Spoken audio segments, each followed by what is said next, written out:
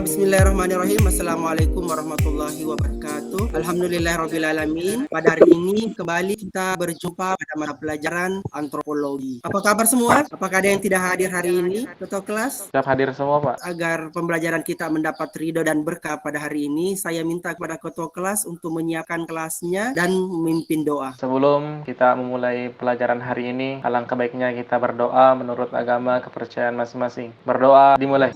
Doa selesai. Saya informasikan kepada anakku semua untuk absensi hari ini. Tadi sudah saya mengirimnya ke WA. Saya harapkan semua mengisi absen ya, Nak ya. Sebelum saya melanjutkan pelajaran hari ini, apakah kalian masih ingat dengan materi kita minggu lalu? Materi kita minggu lalu membahas tentang apa ya? Minggu lalu kami telah mempelajari tentang faktor penyebab dari perubahan sosial, di mana ada faktor pendorong dan ada faktor penghambat, pengaruh budaya dari luar, juga karena berkembangnya ilmu pengetahuan. Ketika ilmu pengetahuan tidak berkembang, maka perubahan sosial juga sulit untuk terjadi. Kita akan melanjutkan kembali pelajaran kita hari ini. Kita masuk kepada bentuk-bentuk daripada perubahan sosial budaya. Tujuan pembelajaran kita hari ini adalah setelah selesainya pembelajaran nanti, kalian dapat menganalisis bentuk-bentuk perubahan sosial. Kalian bisa mendeskripsikan bentuk-bentuk perubahan sosial beserta contoh-contoh yang ada di lingkungan sekitar. Kalian bisa menyimpulkan bentuk-bentuk dari perubahan sosial budaya. Nah, sebelum masuk, saya akan membagi kalian dalam beberapa kelompok. Jadi di LKPD nanti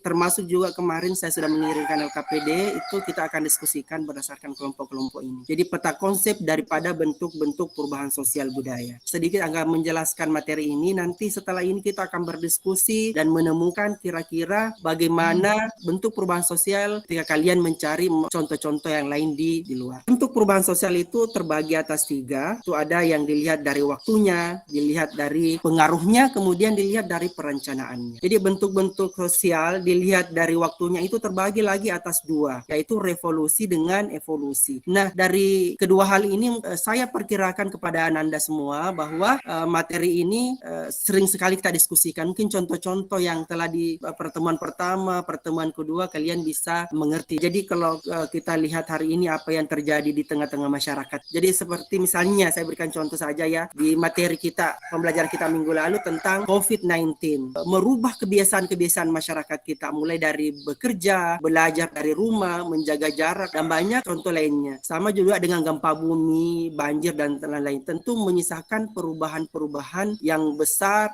bagi masyarakat kita. Oke, kita akan mulai berdiskusi. Sebelum masuk diskusi kelompok, saya akan memperlihatkan gambar. Nah, silahkan diamati gambar-gambarnya Anda semua. Setelah itu saya ingin menanyakan bagaimana komentar kalian melihat tentang gambar tersebut. Tentunya gambar tersebut tentang bentuk-bentuk perubahan sosial budaya. Jadi jika Anda menyimak apa yang saya sampaikan dari pertemuan pertama, pertemuan kedua, dan hari ini, dan berdasarkan juga pada konsep tadi, insya Allah kalian, saya yakin dan percaya kalian bisa memberikan komentar tentang gambar-gambar yang ada ini. Jadi di pertemuan pertama dan kedua itu selalu menganalisa gambar. Mungkin dengan melihat gambar ini lagi, kalian tidak perlu lagi waktu yang banyak untuk mengomentari ketiga gambar ini. Ini juga berdasarkan dari konsep, peta konsep yang saya sampaikan tadi. Baik, Assalamualaikum.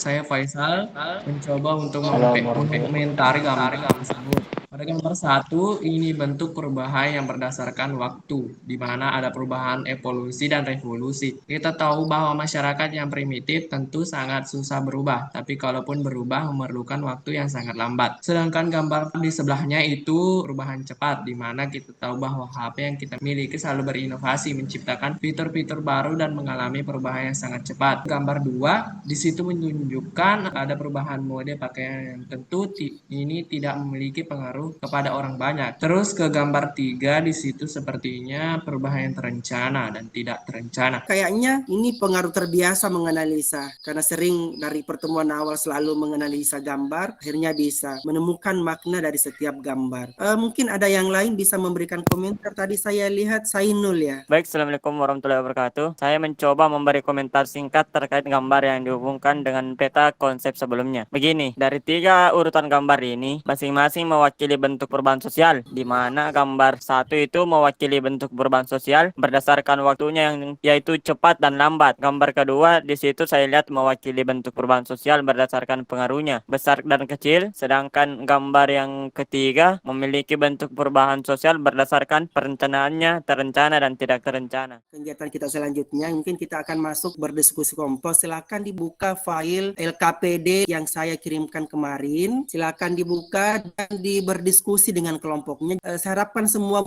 men-off-kan kameranya dan kelompok 1 saya persilakan pertama. Silakan dibuka kameranya kelompok 1. Saya akan memperlihatkan gambar untuk kelompok 1. Baik teman-teman, hari ini kita ditugaskan untuk mendiskusikan masalah penyempitan lahan pertanian persawahan karena dibangun pemukiman dan jalan. Kira-kira bagaimana tanggapan kalian? Ya betul, hari Jadi kalau disimpulkan ini, dengan kerja keras itu harus pasti kita akan belajar kemudian dan dibangun di atas lahan kosong atau sawah yang dijadikan mereka hidup tanam selain di sana juga bisa dihias sekarang bisa 3 kali dan sudah ada berkat saya baca pokoknya apalagi sekarang kalau kita lalu tak ada hujan air ada yang produktivitas padi meningkat. Kalau dulu panen hanya sekali dalam setahun. Tentu ini akan menjadi masalah besar di kemudian hari jika tidak direncanakan dengan baik. Oke, kelompok 1 saya kira cukup untuk diskusinya nak ya. Jadi silakan dilanjutkan diskusinya. Saya akan ke kelompok 2 dulu.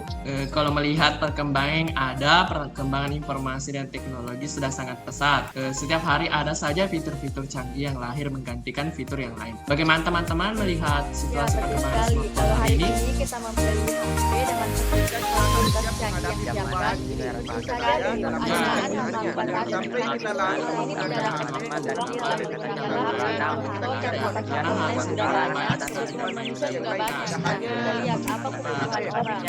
melakukan misalnya kita perlihatkan barangnya kalau tambah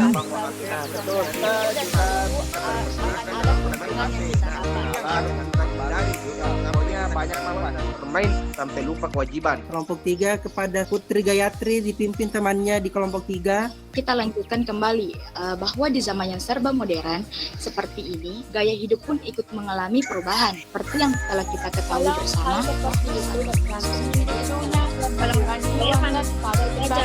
Kita juga perlu berpikir meningkat kampungan, tapi tentu harus mengikuti himbauan dan menjaga masyarakat mereka.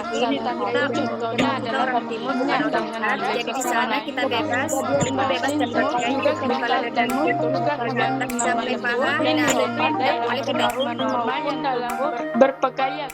Sekarang saya minta kepada masing-masing juru bicara tadi bisa men-share hasil diskusinya ditampilkan di layar ini, bagaimana bentuk perubahan sosial yang didapatkan pada masing-masing kelompoknya. Baik, kami dari kelompok 1 yang beranggotakan Ade Sri Anugrah, Muhammad Zainul, Muhammad Sasyam, Rifaldi Adam, dan Amelia. Perlu kita sadari bahwa ini adalah dua mata pisau yang sama, berbahaya kalau kita tidak siap menghadapinya. Di lain sisi, kita butuh hunian untuk tempat tinggal, juga butuh sawah untuk pemenuhan kebutuhan hidup. Olehnya itu, sebagai langkah yang bijaksana, pemerintah perlu merencanakan semaksimal mungkin segala kemungkinan yang terjadi. Kalau toh lahan kosong atau sawah dijadikan perumahan hunian, maka pemerintah harus mencari alternatif lain dalam memenuhi kebutuhan masyarakat dalam hal beras dan hasil pertanian lainnya. Di pedesaan masih banyak lahan kosong yang itu kelola dengan baik, maka kebutuhan masyarakat akan pangan ya tentu akan terpenuhi. Daerah yang surplus tentu akan disalurkan ke kota atau daerah yang membutuhkan. Nah, di sini perlu perencanaan dalam membangun. Hari ini utamanya di kota-kota besar itu lahan-lahan pertanian itu tergusur semua dijadikan pemukiman. Nah, padahal hari ini kita juga butuh makan, kebutuhan primer misalnya seperti makanan dan lain-lain, tapi di sisi lain kita juga perlu tempat tinggal. Assalamualaikum warahmatullahi wabarakatuh. Saya perwakilan dari kelompok 2 akan memberikan jawaban dari LKPD yang kami telah kerjakan mengenai masalah perubahan sosial akibat semakin canggihnya teknologi smartphone. Kalau melihat perkembangan yang ada, perkembangan informasi dan teknologi sudah sangat pesat.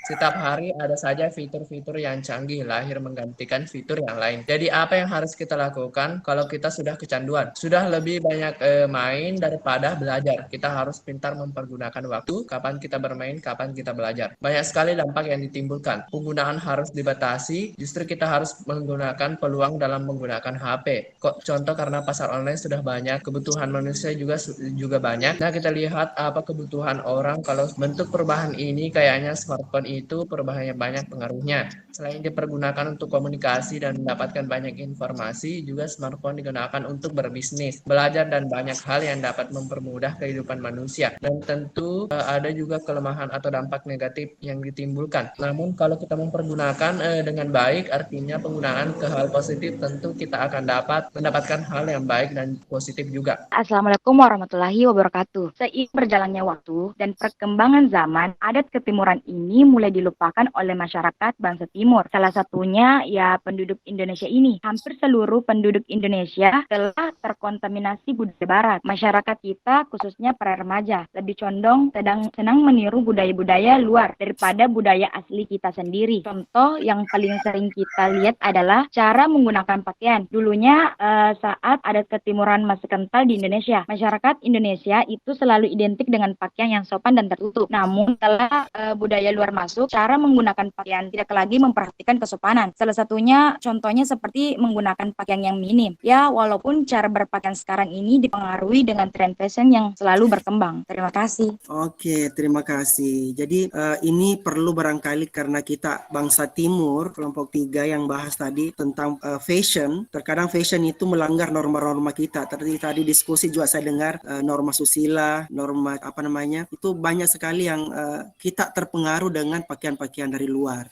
Ya salah satu contohnya kita kembali ke nilai yang kita anut. Kalau misalkan ada pengaruh dari luar, itu kita lihat, kita filter apakah cocok dengan budaya kita atau tidak. Tetapi selama itu apalagi kita di Timur itu kan sangat tinggi religiusitasnya, keagamaannya. Jadi ketika mungkin ada pengaruh tentang pakaian yang tidak sesuai dengan kayak agama dan keyakinan kita, itu tentu kita modifikasi barangkali seperti tadi. Baik, terima kasih Putri Gayatri kelompok 3. Nah, itulah hasil-hasil diskusi kita pada hari ini. Sebagai kesimpulan, saya minta kepada anak-anakku semua siapa yang bisa memberikan kesimpulan dari materi pelajaran kita hari ini. Bentuk perubahan sosial itu terdiri atas 3 berdasarkan waktunya, terbagi 2 juga, solusi dan revolusi. Kemudian yang kedua, berdasarkan pengaruhnya terbagi lagi jadi 2, berpengaruh kecil dan berpengaruh besar. Terus yang ketiga adalah perubahan berdasarkan perencanaan, terencana dan tidak terencana. Dari permasalahan yang kita diskusikan bersama, tentu memiliki bentuk-bentuk perubahan sosial. Seperti kelompok saya, membahas mengenai perkembangan fashion dan sopan santun. Tentu ini bentuk perubahan yang pengaruhnya kecil, karena kita semua masih memperhatikan nilai-nilai moral dalam berpakaian. Juga tadi masalah perkembangan teknologi, utamanya smartphone, termasuk perkembangan yang cepat tahu revolusi. Juga bisa bentuk perubahan sosial yang besar sekali pengaruhnya, karena berdampak ke belajar, alat komunikasi, dan bisa meningkatkan perekonomian seseorang. Oke, terima kasih. Betul sekali Putri. Putri selalu mengena ya. Tadi seperti Dahlia juga kalau mengungkapkan sesuatu selalu yang up to date. Betul sekali apa yang disampaikan tadi Haikal, kemudian Putri menyimpulkan dari materi kita pada hari ini bahwa bentuk perubahan sosial kita kita harus memahami dan bisa kita lihat di sekitar kita. Itu banyak sekali bentuk-bentuk perubahan. Sebenarnya apa yang terjadi pada diri kita, apa yang terjadi pada lingkungan kita, itu kita pelajari. Jadi kita sebenarnya tidak sadar kalau kita mempelajari diri kita sendiri dan lingkungan kita masing-masing. Kemudian perkembangan-perkembangan yang lain termasuk smartphone, fashion, banyak hal lainnya. Jadi harapan saya anak-anakku semua untuk senantiasa membentengi diri masing-masing. Kalau memang itu hal-hal yang tidak cocok ke kita, itu jangan kita ikuti. Tentu kita selalu dipengaruhi karena perkembangan ilmu pengetahuan dan teknologi. Kita selalu terpengaruh dengan hal-hal yang baru ya, hal-hal yang baru. Seperti kalau kita belajar perubahan sosial di pertemuan pertama itu namanya teori siklus. Hal-hal baru selalu ada. Kemudian yang lama nanti akan muncul kembali seperti itu berputar. Ya, saya kira cukup hari ini pelajaran kita. Semoga anak-anakku semua bisa memahami, bisa mempelajari kembali tentang bentuk-bentuk dari perubahan sosial. Juga pelajaran-pelajaran yang lain yang jangan dilupa karena sebentar lagi kita akan ujian akhir semester. Oke, sebagai penutup saya minta kepada ketua kelas kembali, ataukah ada yang mau ditunjuk oleh ketua kelas untuk menutup membaca doa? Alhamdulillah kita sudah melakukan pelajaran hari ini. Marilah kita tutup dengan doa. Berdoa dimulai. Berdoa selesai. Oke, terima kasih anak-anak Anda semua yang sudah hadir hari ini. Wassalamualaikum warahmatullahi wabarakatuh.